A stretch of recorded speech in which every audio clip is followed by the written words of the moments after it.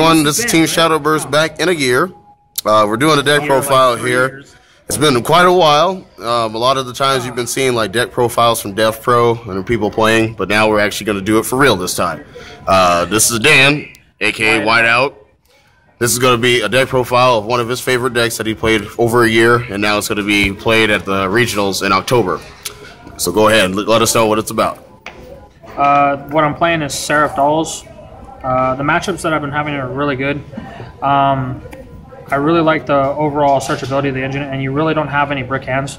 So let's get to it. The 1 BLS and 2 Golds or Chaos Sorcerers. The Chaos Sorcerers, they really love my hand, and I seem to draw them exactly when I need them.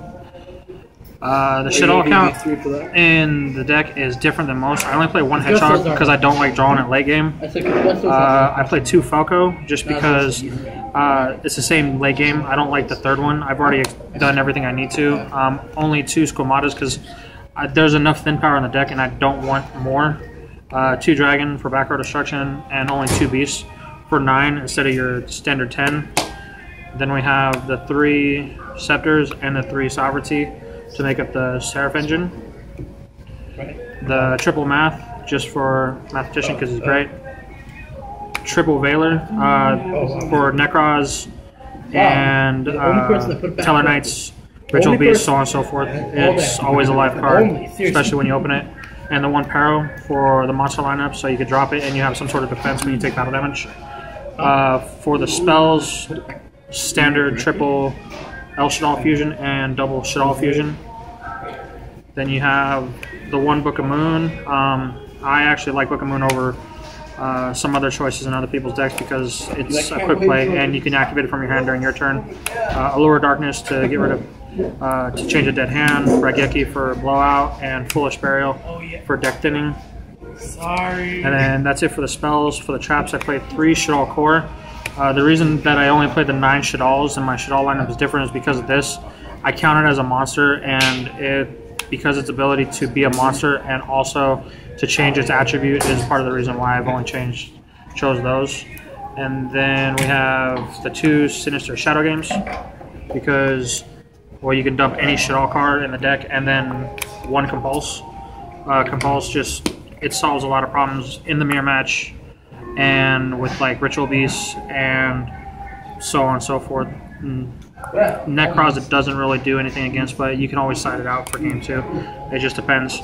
Next we'll go to the extra deck. I play number 10 Luminite. The reason for it is because I find that Beast likes to work its way into my hand a lot.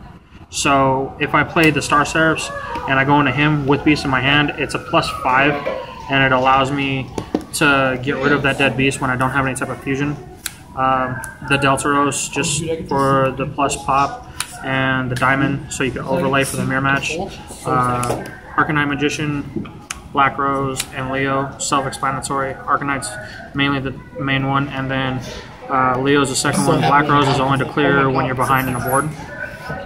And then for your Shaddoll lineup, 2 Winda for Teller Knights and other decks that like to mass special summon.